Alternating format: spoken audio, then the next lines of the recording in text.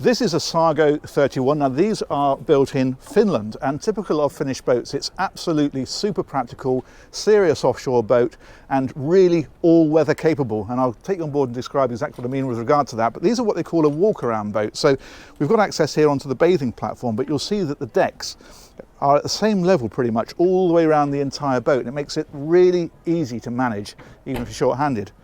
So what we're going to do is we'll start on the inside, work our way around the whole boat. I'll show you the outside as well, and we'll finish off with the engines. So we're going to go into here. Now this is the wheelhouse and the saloon, but what they've done with this is they've made it so you can open it all up. So this back window opens here, but also there's a huge sliding roof section you can see above. We'll open that in a second. And then doors either side, so you can have this as open or as closed as you like. There's a lovely dinette area around here. The table there, that's actually an electric table on this one, so that can drop at the push of the button. The other thing that they've done with this is rather clever, is if we come up to here, we can drop this seat back the other way, and now we've got seating right the way across here at the helm, so when you're cruising down the coast, you've got somewhere for people to sit and enjoy the ride. So you can have 3 people sat there facing forward, a couple more people sat here, everyone's facing forward, everyone can talk to each other. That works really well. The galley is over on this side, so we've got the sink underneath here.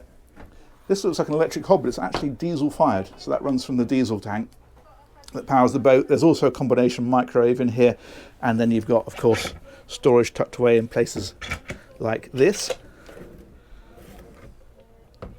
and down underneath there. And in fact, there's also hidden under the floor, it doesn't look that big, but there's a massive storage locker underneath here that runs right across the boat. So if you want to get, I don't know, seat covers or other bits and pieces away, that's a good place to put them. We'll head on a bit further forward. I'm going to show you this roof actually, because what we can do with this is this little catch here pulls, and then you'll see there's little notches like this, so you can secure this in whatever position you want. From there, you have open just a little bit like that and click it across, and then just get a bit of ventilation right up to pulling the whole thing back, and then you've got this really big opening. And it's a similar story with these doors, because if we look at these, it's quite clever with these little fellas, because you can drop that back just a little bit, put that down. I mean, it's dead simple, but really effective. And you've just got a bit of ventilation, or have them right open, and then you've got loads of air flooding through here. It's really nice. And you'll see as well there's a doorway just there, and that means that if you're coming alongside a marina, it's really easy when you're at the helm just to step out onto the pontoon, tie it up, there's a cleat right next to it, and it makes single handling really easy. There is a nice bucket seat here. There's a lift section, so you can stand or you can sit at the helm. And in fact, what they've also done is this whole section here, if we pull this knob, we can tilt that, which is tricky with one hand. There we go. That drops back like that. So if you're sat down, you can have it all towards you. The throttle's easy to reach and so on. If you're stood up, you can take it the other way. And now it's easy to walk through. You can stand here, drive the boat, and that works very, very well indeed. Twin multifunction displays on here. We've got the Garmin displays. Really good visibility out of here. This, of course, drops down when you're underway, so you can see out really well.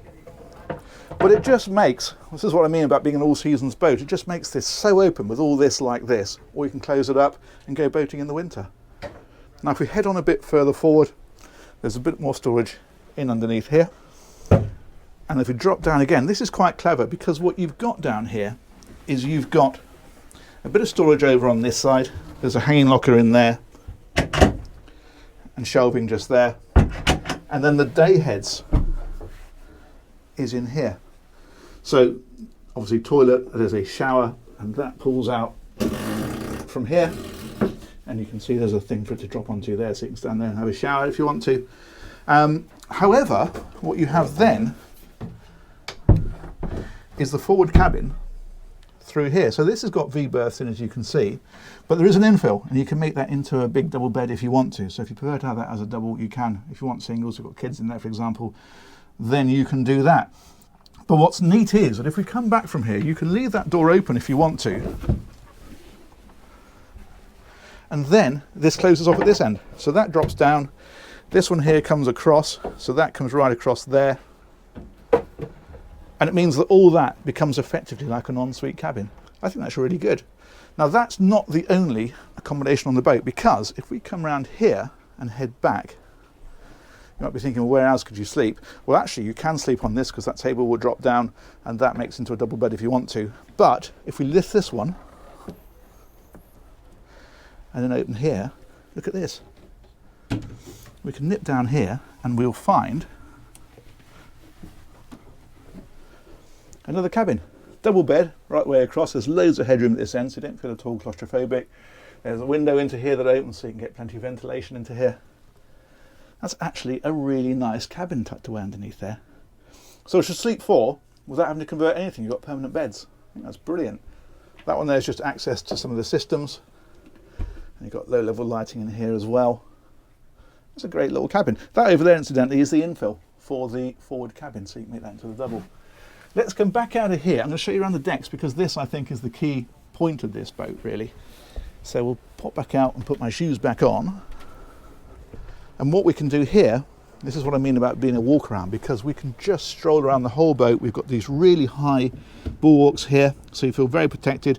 This rail is right up to virtually waist height. And then we come around, this is that door out from the helm, and that side door there, as I say, you can just step straight onto a pontoon if you come in on this side. And then it's dead flat, no steps, all the way around, just a gentle ramp up at the front, more seating up here on the front, and then you've got your anchor here, and there is your anchor chain locker and space for some extra ropes or whatever in there. But it's a really nice looking boat though, very purposeful. I like these. Up on top you've got your VHF antennas, you've got your radar up there on the back, searchlight is on there as well, navigation lights and so forth. We'll head back down this side. This is the other door, so that opens like so, and you can see what I mean about just how open this is then with all that opened out. Brilliant. Let's go and look at the engine. So come right back here, you've got seating around the back, so plenty of room for people to sit. You can put cushions out on here if you wanted to, of course. And then to get into the engine hatch, all we do is release these two catches down here.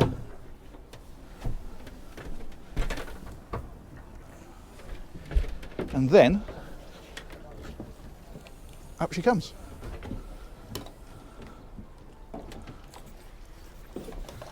Now this one's got a D6400. They're actually going up to D6440 now with these.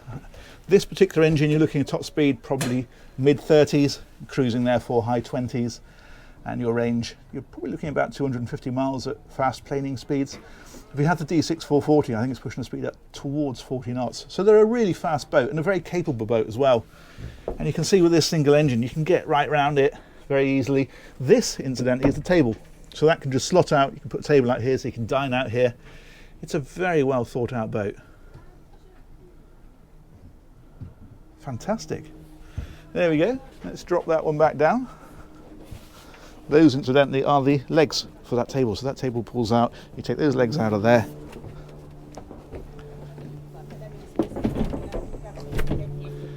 And it sits down into these little sockets here.